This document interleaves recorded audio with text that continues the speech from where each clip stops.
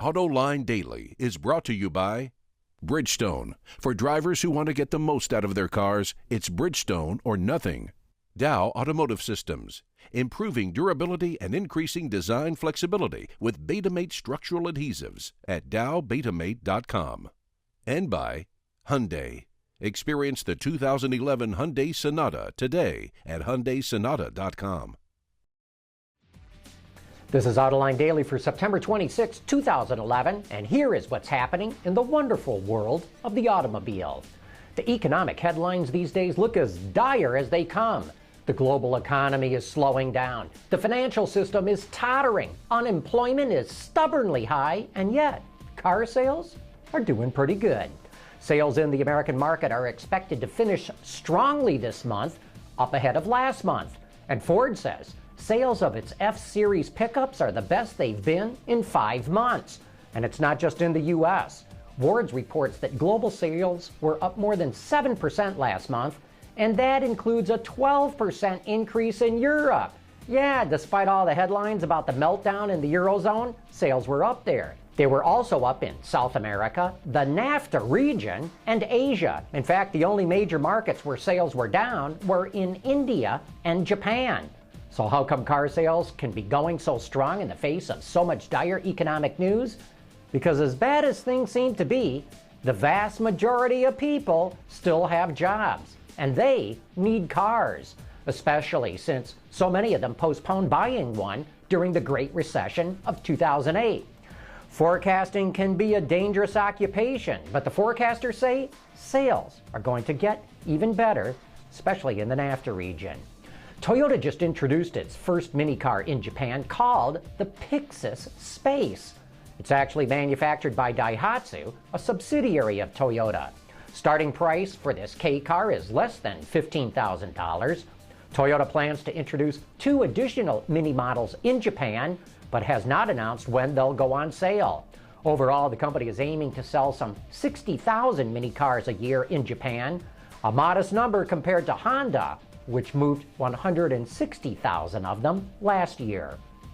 Engineers are constantly looking for ways to make vehicles lighter to deliver better fuel economy. According to Wards, a prime target for weight reduction is exhaust manifolds. More and more automakers are making them out of stainless steel instead of cast iron. This can reduce weight by up to 50%, which translates into a 10 or 15-pound savings. Another benefit of sheet metal manifolds is that they have smoother internal passages, which gives them better flow characteristics. Earlier in the year at the Detroit Auto Show, Toyota unveiled new vehicles that will join the PRIUS lineup. And to let consumers know it's expanding the PRIUS lineup, the company just created this bizarre commercial to get the message out. Plenty of computer animation was involved, but those are real actors that you're looking at. So what do you think of the ad? Is it cool or just creepy? Last week, GM announced it will develop electric cars in China with its partner, SAIC.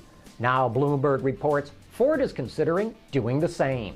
Speaking at a groundbreaking for an engine plant in China, CEO Alan Mulally said Ford may make EVs in China, but he didn't say when.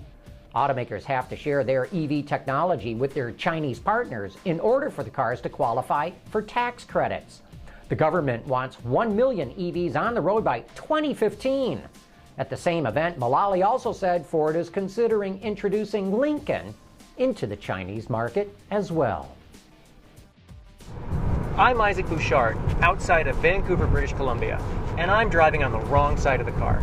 That story coming up next. Reducing exhaust emissions, aerified diesel particulate filters, high filtration, low back pressure, small package size, excellent durability. DowAerified.com. I'm in the mountains outside of Vancouver, British Columbia. And as you know, Canadians drive on the left just as we do in the States.